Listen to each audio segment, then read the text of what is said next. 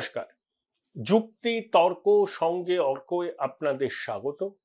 আপনাদের সঙ্গে আমি অর্কপ্রভু সরকার। মুখ্যমন্ত্রী কার্যত প্রধানমন্ত্রী প্রশংসা করবেন এ তো আমরা ভাবতেই পারি না। কথায় কথায় তিনি কেন্দ্রীয় বঞ্চনার কথা বলেন। এই যে বন্যা হলো বললেন ম্যানমেড ফ্লাড, ডিবিসির বোর্ড থেকে কমিটি থেকে নিজের প্রতিনিধিত্ব সরিয়ে নিলেন।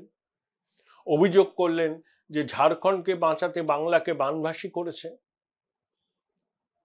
কেন্দ্র যদি প্রচারে বা নির্বাচনের কাজে যে বিপুল টাকা খরচ করে তার 1/4 দিলে তিনি এই বন্যা পরিস্থিতি সামলাতে পারবেন, ঘাটার মাস্টার প্ল্যান রূপায়িত করতে পারবেন। মুখ্যমন্ত্রী মনমোহন জমানায় তারপরে মোদিজির জমানায় কেন্দ্রের সঙ্গে কখনো সুসম্পর্ক রাখার পক্ষপাতী নন। পায়ে পা লাগিয়ে কার্যত কলতলার ঝগড়া করার একটা ট্র্যাডিশন হয়েছে। কিন্তু ওই 23 তারিখে মুখ্যমন্ত্রী এক্স হ্যান্ডেল একটা পোস্ট করে প্রধানমন্ত্রীর প্রশংসাই করেছেন। তার কারণ অন্য। ডেলাওয়ারে কোয়াডের বৈঠকের পর বাইডেন মোদি দ্বিপাক্ষিক বৈঠক হয়, তারপরে প্রধানমন্ত্রীর দপ্তর বিবৃতি দিয়ে জানিয়েছে কলকাতায় সেমি কন্ডাক্টরের কারখানা হবে। একটা আমেরিকান কোম্পানি করবে, ভারত সরকারের অংশীদারি থাকবে, চিপ তৈরি হবে, ডিজাইন, ম্যানুফ্যাকচারিং, এর থেকে প্রযুক্তির উদ্ভাবন অন্য জায়গায় পৌঁছে যাবে। গ্রিন এনার্জি থেকে ক্লাইমেট, কম্পিউটার, ইলেকট্রনিক্স সামগ্রী, মোবাইল ম্যানুফ্যাকচারিং হাব হবে এবং প্রত্যেকটা ক্ষেত্রে চিপের যে কি গুরুত্ব সেটা আমরা জানি। সম্প্রতি 4-4টে এরকম চিপ তৈরির প্রপোজালকে কেন্দ্র সবুজ সংকেত দিয়েছে। গুজরাটে হবে, অন্য জায়গাতে হবে, তার মধ্যে কলকাতা। এবং মুখ্যমন্ত্রী ভাবতে পারেননি যে প্রধানমন্ত্রীর দপ্তর থেকে এরকম ভাবে বিবৃতি দিয়ে কলকাতায় সেমি কন্ডাক্টর কারখানা তৈরি হবে এই কথা জানানো হবে। এখন তিনি কৃতিত্ব নিতে চেয়েছেন। প্রধানমন্ত্রীর প্রশংসা করেছেন আমেরিকার প্রেসিডেন্ট, প্রধানমন্ত্রী ঐতিহাসিক সিদ্ধান্ত নিয়েছেন, তার জন্য প্রশংসা করেও নিজের সরকারের গুণগান করতে তিনি পিছপা হন। যে রাষ্ট্রায়ত্ত সংস্থা ওয়েবেল, তথ্য প্রযুক্তি মন্ত্রক দীর্ঘ 1 বছর ধরে চেষ্টা করেছেন, সেমিনার সিম্পোজিয়াম করেছেন, বিভিন্ন স্টার্ট আপকে উৎসাহ দিয়েছেন। বাংলা হচ্ছে মেধার ভরকেন্দ্র এবং মেধাভিত্তিক শিল্প পশ্চিমবঙ্গতেই হতে পারে। খুব ভালো কথা, তিনি বলবেনই। কিন্তু এটা বাধ্য হয়ে প্রধানমন্ত্রীর প্রশংসা করেছেন ঘুরিয়ে। তার কারণ এই যে বাংলাকে বঞ্চনার অভিযোগ তিনি সবসময় করেন না।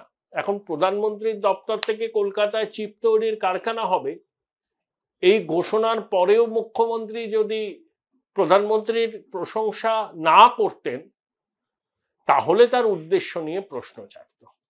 কিন্তু প্রধানমন্ত্রী বাইডেনের বৈঠককে গৌণ করে তার সরকার কি করেছে তার দীর্ঘ ফিরিস্তি তিনি দিয়েছেন।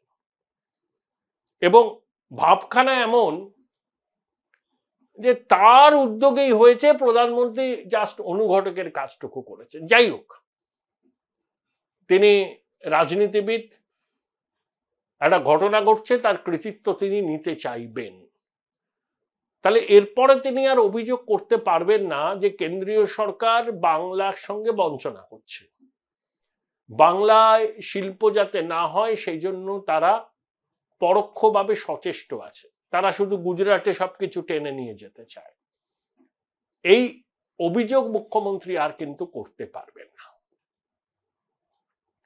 এবং প্রধানমন্ত্রীর দপ্তর থেকে যেভাবে বিবৃতিটা দেওয়া হয়েছে তার মধ্যেও কিন্তু মমতাকে একটা বার্তা দেওয়া আছে যে এতদিন ধরে যে অভিযোগ পশ্চিমবঙ্গের মুখ্যমন্ত্রী কেন্দ্রীয় সরকারের বিরুদ্ধে করেন সেই অভিযোগের যে সারবত্তা নেই সেটা কার্যত প্রধানমন্ত্রীর দপ্তর থেকে এই চিপ কারখানা হওয়ার ঘোষণার বিবৃতির মধ্যে দিয়ে পরিষ্কার করে দেওয়া হয়েছে।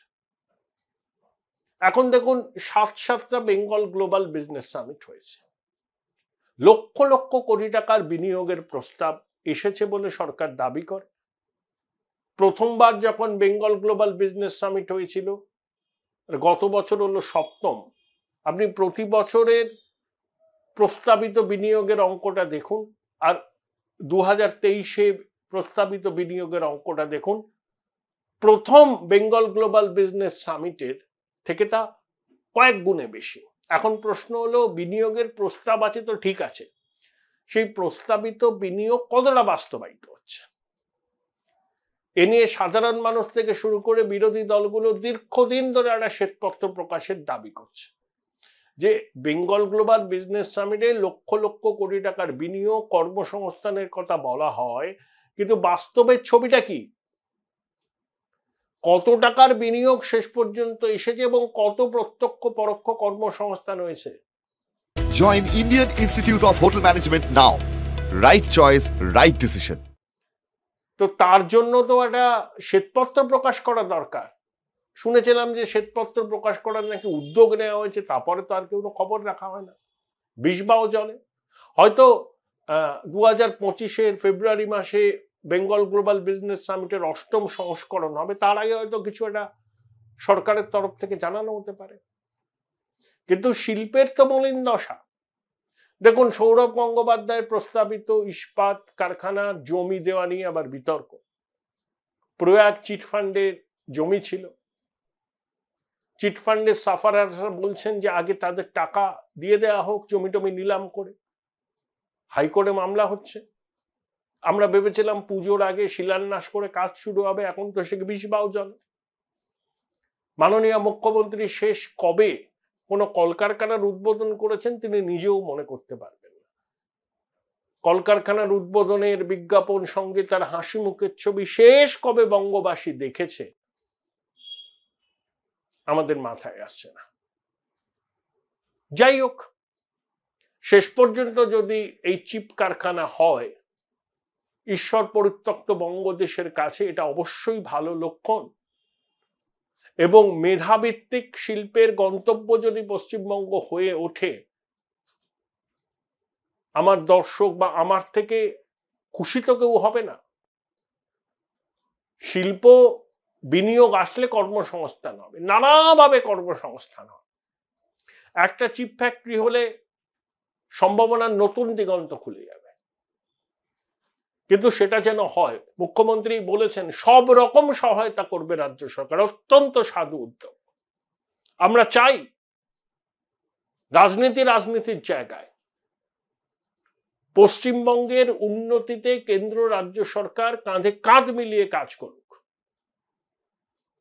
ভোটের সময় তারা তাদের কথা বলবে, কিন্তু এখানে আমরা দেখি সে ধরুন সেই 77 সাল থেকে এই 2024 সেপ্টেম্বর মাস কখনো এমন কোন সরকারকে আমরা দেখলাম না পশ্চিমবঙ্গে যারা কেন্দ্রের সঙ্গে হাতে হাত মিলিয়ে কাজ করছে। ওই প্রথম ইউপিএ সরকারের সময় কিছুটা,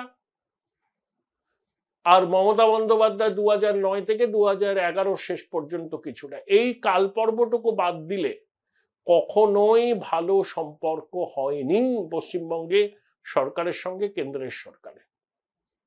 যদিও প্রথম ইউপিএতে বামেরা একটা বড় শক্তি ছিল, নির্ণায়ক শক্তি, কিন্তু কেন্দ্রীয় সরকারের কোনো বিনিয়োগ তারা সেভাবে পশ্চিমবঙ্গে আনতে পারেনি। কিন্তু বুদ্ধবাবুর শিল্পায়নের উদ্যোগকে মনমোহন সিং এর প্রথম ইউপিএ সরকার সমর্থন করেছিল। মমতা বন্দ্যোপাধ্যায় 2009 রেলমন্ত্রী হলেন, 2011 ক্ষমতায় আসার আগে পর্যন্ত রেলমন্ত্রী, তারপরে মুকুল রায়, তারপরে দীনেশ ত্রিবেদী, তারপরে তো বেরিয়ে এলেন। সেই শুরু সংঘাতের ইউপিএ সরকারের, দ্বিতীয় ইউপিএ সরকারের শেষ দিকে মমতা বন্দ্যোপাধ্যায়ের সরকারের সঙ্গে কংগ্রেসের সরকারের চূড়ান্ত অবনিবনা, আর 2014 থেকে 24 এনডিএ সরকারের সঙ্গে মুখ্যমন্ত্রী প্রতিদিন কোনো না কোনো বিষয়ে বিরোধিতার রাস্তায় গেছেন, কার্যত পায়ে পা লাগিয়ে ঝগড়া করেছেন। দেখুন, দেশের অন্যান্য রাজ্যে অবিজেপি সরকার আছে। এই তো নবীন বাবুর বিজেডি ছিল দীর্ঘ 24 বছর, কিন্তু কখনো দেখেছেন নবীন বাবু কেন্দ্রীয় সরকারের সঙ্গে অসহযোগিতা করেছেন? তাই উড়িষ্যা এখন শিল্পের বিনিয়োগের গন্তব্য আমরা হতে পারিনি। ওই ঝগড়া একটা নতুন সম্ভাবনার দিগন্ত খুলে গেল প্রধানমন্ত্রীর দপ্তর থেকে এই বিবৃতি দেওয়ার পর, এবং মুখ্যমন্ত্রীও স্বাগত জানিয়েছেন, বাধ্য হয়েছেন প্রধানমন্ত্রী বাইডেনের উদ্যোগকে প্রশংসা করতে।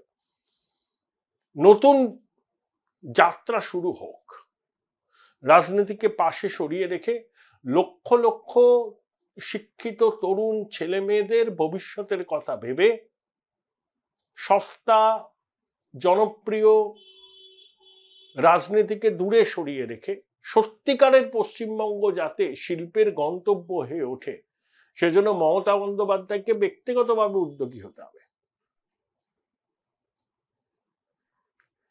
এবং তিনি যদি এই সবসময় বিরোধিতা করব কেন্দ্রীয় সরকারের এই মানসিকতা থেকে সরে আসেন, কেন্দ্রীয় সরকারও সাহায্যের হাত বাড়িয়ে। রাষ্ট্রবিজ্ঞানে কথা আছে, apoplexy at the centre and anaemia at the extremities. একই পূর্ব ভারতের রাজ্যগুলোতে শিল্পোন্নত নয়, তাহলে ভারতের সামগ্রিক বৃদ্ধি বাধাপ্রাপ্ত হয় যদি উন্নয়নটা ইউনিফর্ম না হয়। এবং লুক ইস্ট পলিসি বলুন, পূর্বের দিকে তাকাও বলুন, সবকিছুই কেন্দ্রীয় সরকার কিন্তু উদ্যোগী হচ্ছে। আমাদের সরকারকেও উদ্যোগী হতে হবে, বিনিয়োগ টানতে হবে, কর্মসংস্থানে সুযোগ বাড়াতে হবে। যদি বিনিয়োগ আসে, রাজ্যের রাজস্ব বাড়বে, রাজ্য সামাজিক প্রকল্পগুলো চালাতে সুবিধা হবে, তখন আর ধার করে ঘি খেতে হবে না। এই বিলম্বিত বোধোদয় যদি হয় রাজ্য সরকারের, তাহলে 11 কোটি বঙ্গবাসীর কাছে এটা একটা শুভ লক্ষণ।